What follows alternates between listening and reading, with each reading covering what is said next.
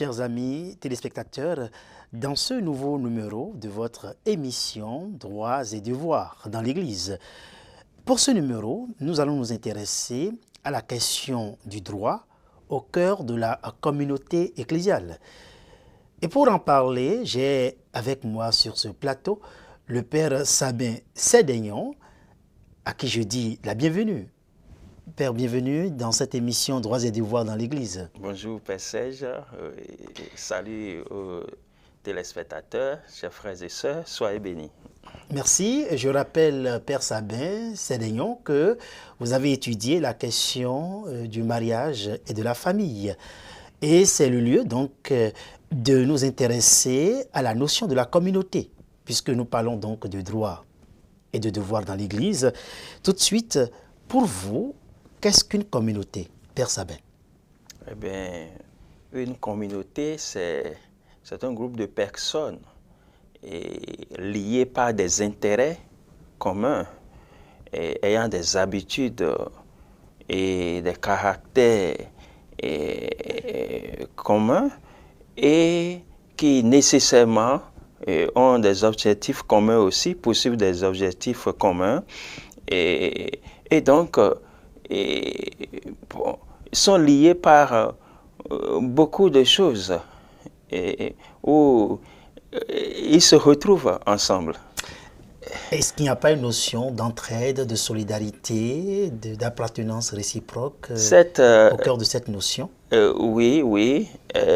Elle est d'ailleurs, ça fait partie d'ailleurs des caractéristiques intrinsèques d'une communauté. Et l'interaction et l'entraide sont des valeurs, des aspects qui maintiennent la communauté. Et en tant que communauté, les membres d'une même communauté ont l'obligation, je dirais que c'est vital pour eux, donc de se sentir bien ensemble. Et pour se sentir bien ensemble, nécessairement, ils doivent donc partager des idées, partager des valeurs et se retrouver où ils se retrouvent, j'allais dire. Voilà. Là, c'est la notion de la communauté. Et puis le thème est utilisé au plan social, même au plan politique, parce qu'on parle de la communauté internationale et il y a tant d'autres thèmes qui y ont trait. Alors au plan ecclésial, je peux dire au plan théologique, quelle est la spécificité de cette notion de communauté? Ici, au plan ecclésial, la communauté, il ne s'agit pas de n'importe quelle communauté. Et la communauté ecclésiale, il y a un aspect théologique parce que justement, ce qui fait que la communauté chrétienne est particulière est que c'est une communauté qui n'est pas fondée que sur des valeurs sociales, que sur des valeurs humaines, mais là, il y a le tout autre qui intervient. Elle prend source d'ailleurs elle prend source dans le tout autre et est aussi appelée à se retrouver en lui. Bon, je vais me faire plus clair. Voilà, pour que les téléspectateurs puissent mieux comprendre un peu cette terminologie. En tant que communauté, l'Église est une communauté particulière parce que là, l'Église est famille. L'Église est une communauté famille. On dit l'Église, c'est la famille, c'est la grande famille des enfants de Dieu qui sont appelés à la sainteté. On va y revenir. Donc, c'est la grande famille des enfants de Dieu. Donc, c'est une famille. Ce n'est pas une communauté dont on peut s'écarter, et une communauté où on peut rester où on veut, où on peut faire n'importe quoi, j'allais dire simplement. Mais étant donné le caractère spécifique de cette communauté-là, elle a reçu un appel et à cause de l'appel que cette communauté a reçu. Parce que ce qui lie les membres de cette communauté ecclésiale, c'est l'appel reçu. Ils ont reçu l'appel dont vous parlez, cela devient très intéressant, puisque la notion de l'appel, nous aurons le temps de l'explorer. Je ne vous coupe donc pas, Père Sabin. Et parlant de la notion de la communauté, au plan ecclésial, on s'aperçoit quand même que la notion, elle est très forte. Et la place de la famille au cœur donc de cette notion de la communauté au plan ecclésial semble devenir plus claire. Alors, on parlait de la famille tout à l'heure, on l'a définie en rappelant donc la notion de ce que c'est que l'Église, grande famille des enfants de Dieu. Alors, quelle est la spécificité de cette famille au cœur donc de cette notion de communauté, puisque vous parliez de l'appel? Justement, c'est ce que j'avais commencé par dire. Et la spécificité est qu'il y a un appel. Ils sont appelés, les membres sont appelés par une même personne, par Dieu. Ils ont reçu un appel, le même appel, et appelés par Dieu, tous appelés par Dieu, et à la sainteté, à la communion avec lui. Et donc, un même appel, un même chemin, un même but. Étant donné qu'ils ont cela en commun, et ce qu'ils ont en commun transcende la nature. C'est assez fort quand vous utilisez l'expression « ce qu'ils ont en commun transcende la nature ». Alors, l'appel vient d'une personne, l'appel vient d'ailleurs. Oui. Alors, est-ce que c'est déjà dans le plan même du Seigneur de constituer ce peuple? Parce qu'on peut même parler de peuple en référence à la notion donc du testament, de l'alliance. Alors, cet appel, nous voudrions mieux le comprendre. Cette notion de l'appel, en quoi il consiste? En lien avec la notion de la communauté. Très bien. Et c'est Saint Paul qui nous a dit, et cela nous rassure, d'autant plus intéressant que cela nous dit que même avant le péché, que ce n'est pas le péché qui nous a permis d'avoir une vocation aussi noble que de devenir fils de Dieu. Saint Paul nous dit qu'avant la création du monde, Dieu nous a destinés à être des fils dans le Fils unique. C'est beau de l'entendre. Ah oui, c'est très beau. Voyez, avant même la création du monde, nous étions destinés à être des fils. Et donc cette vocation, Dieu l'avait pour nous. Et alors que nous accueillons cette vocation, nous répondons à cet appel-là, et cela prend corps. Et nous devenons donc membres de cette communauté que Dieu a voulu depuis toujours. Cette communauté prend corps dans le Christ. Et donc, en lui, nous formons un même corps, un seul corps. Nous sommes des membres dont il est la tête. Voilà. Et c'est ce corps que, donc, en tant qu'Église, nos pères ont choisi en Afrique de considérer, de parler de l'Église famille. Parce que cela nous parle quand on parle de la famille. En africain. Oui, même ailleurs aussi, cela parle. Mais l'Africain a une notion tout à fait particulière de la famille. Alors, oui. Est-ce qu'on peut dire que la famille, disons, serait une communauté tout à fait spéciale? On peut le dire ainsi, non? Oui, parce que appelée à l'éternité. C'est une communauté, comme je disais, qui transcende ce que nous voyons, qui transcende le temporel. C'est une communauté appelée à l'éternité. Donc, appelée à la transfiguration. Voilà. Pour appelée dire, à la transfiguration, à la résurrection. Donc, ce n'est pas n'importe quelle communauté. Voilà. C'est important de le savoir. L'Église, comme étant la plus grande famille des enfants de Dieu, et qui porte donc en elle cette notion donc de communauté, de peuple appelé. Voilà. Et ce disant, Père, dans une communauté spécifique, comme l'Église, donc étant cette grande famille des enfants de Dieu, un appel, vous venez de le dire, est adressé à ces enfants au nom de leur baptême. Voilà. Alors, au nom même de ce baptême, il est dit que le baptisé laïque est appelé à prendre activement sa part à l'œuvre de Dieu.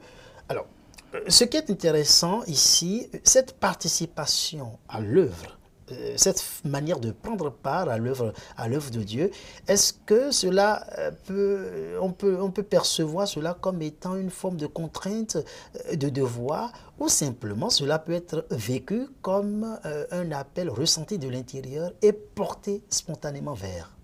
Très bien, très bonne question, merci.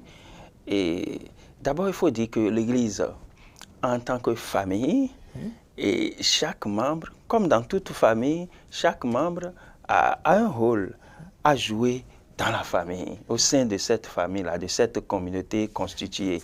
Et il est de toute évidence que tout le monde ne peut pas tout faire.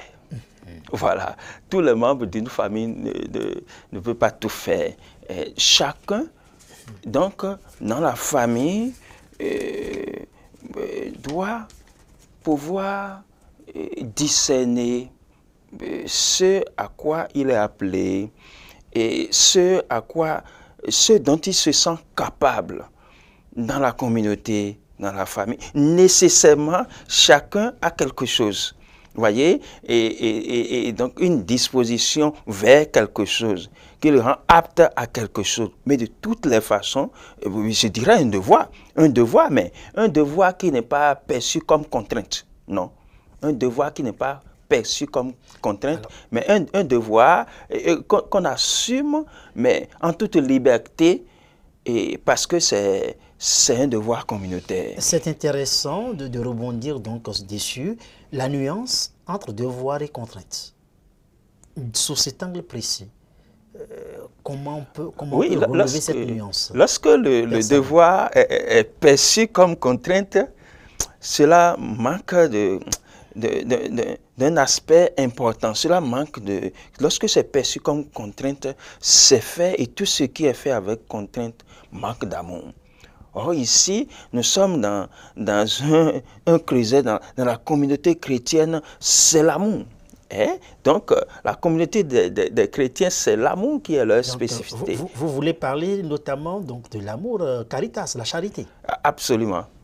Voilà, donc tout se fait par amour et rien sans amour.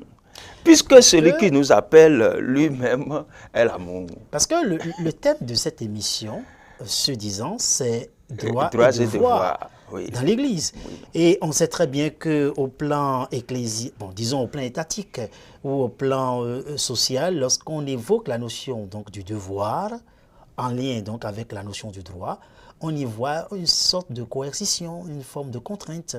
Et donc, vous êtes en train là d'apporter une nuance à percevoir entre la notion du devoir au plan peut-être théologique ou ecclésial et le devoir au plan civil. Oui, il faut dire que ouais, si on parle de devoir au plan civil, au plan social tout court, mais alors le devoir prend un autre sens au niveau ecclésial. Parce que là, et celui qui appelle lui-même, c'est lui qu'il faut voir. Celui qui appelle nous laisse toute liberté même pour répondre à cet appel-là.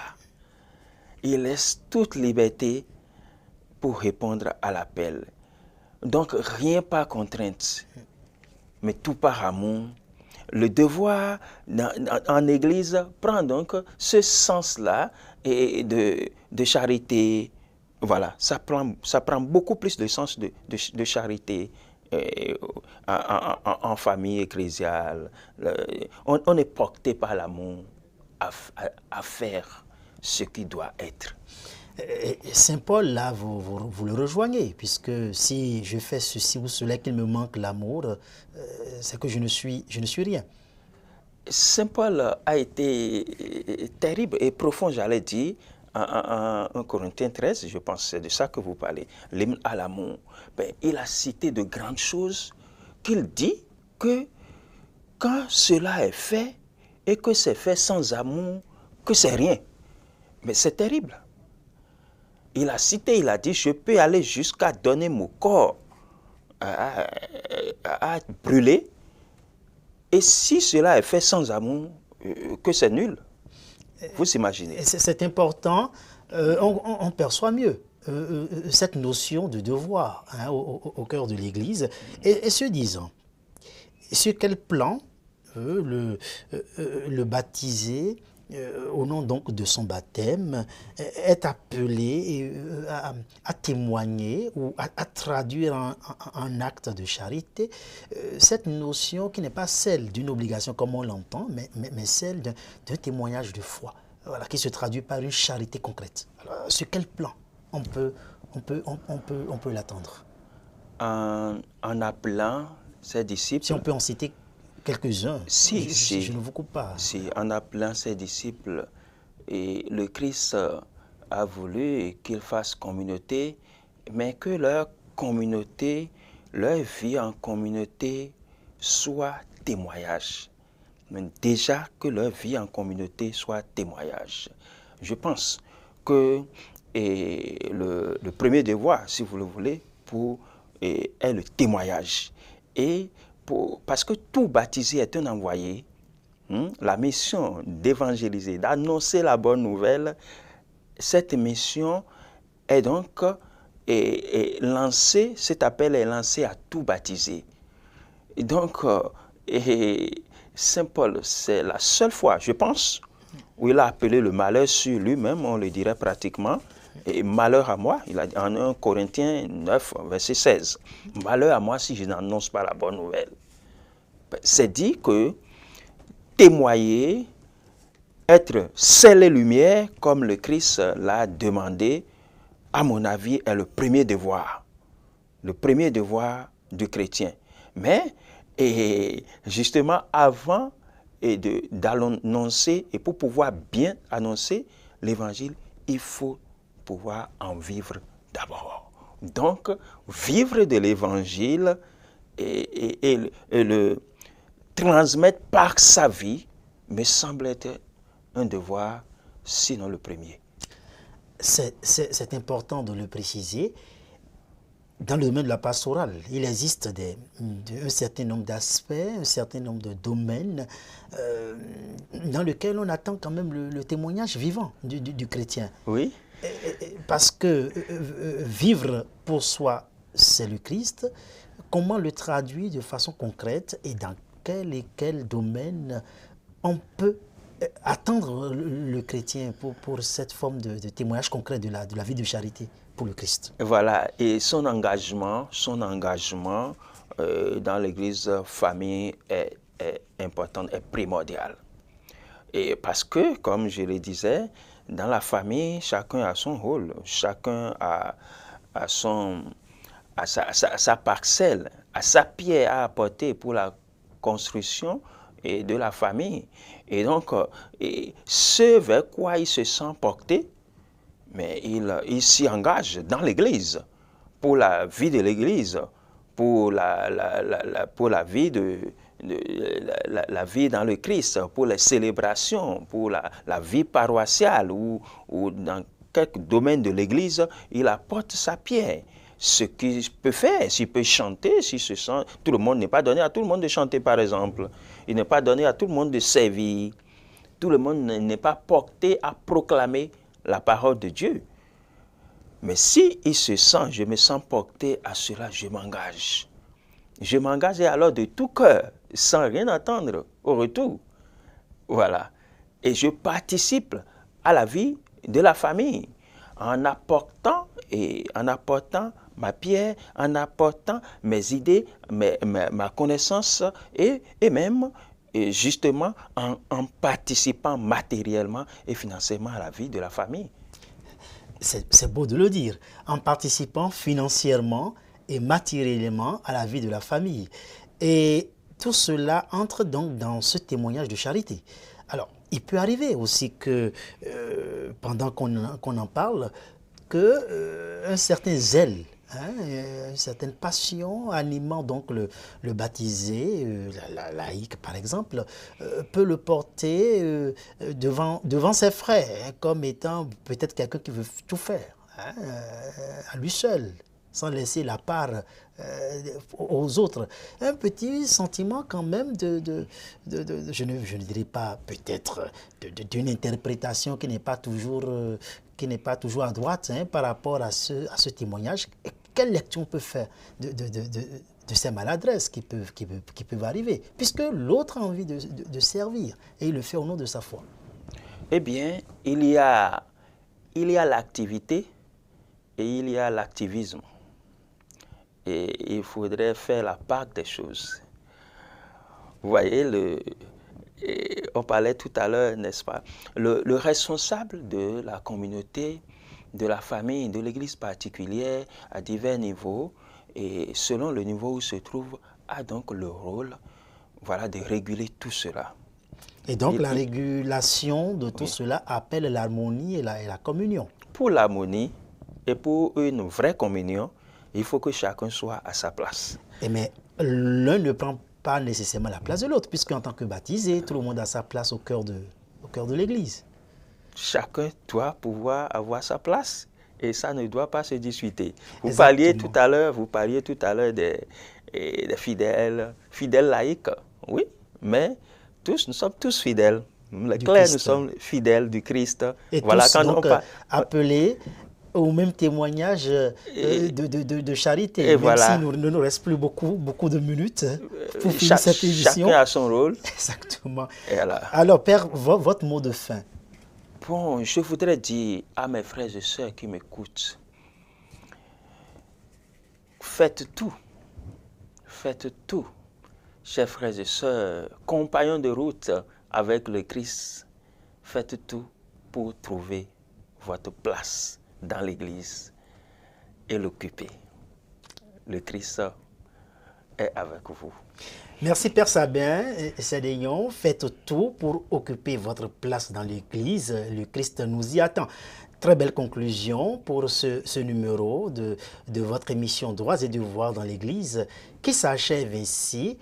Nous vous remercions, le Père Sabin d'avoir accepté notre invitation. Merci. Nous aurons le temps encore de le recevoir sur ce plateau pour parler justement de la place au cœur de l'Église, n'est-ce pas? Pour voir en quoi toujours notre témoignage de charité nous rapprochera du Christ par sa grâce. Chers téléspectateurs, nous vous disons merci. Nous remercions toute l'équipe technique qui nous a accompagnés durant ce numéro. Prenez rendez-vous pour un prochain numéro. Merci d'être connecté sur Lumen Christi TV.